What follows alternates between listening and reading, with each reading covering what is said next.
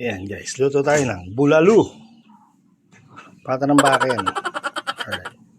Kailangan natin ng patatas, mais, sibuyas na malaki, patis, saba. Ayan. Optional lang yan. Kung gusto nyo, kung ayaw nyo, okay lang. Pechay Bagyo, tsaka Tagalog. Pechay Tagalog. Yan. Ayan. Okay guys. Sasalang natin mamaya sa kahoy. Okay. A few moments later. Yan na guys. Nahiwa na siya. Isasalang na natin sa kahoy. Baliw ka yata eh.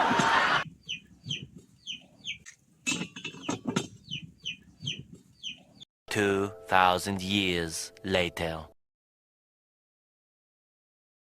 Huwag mong subukan. Masisira ang buhay mo.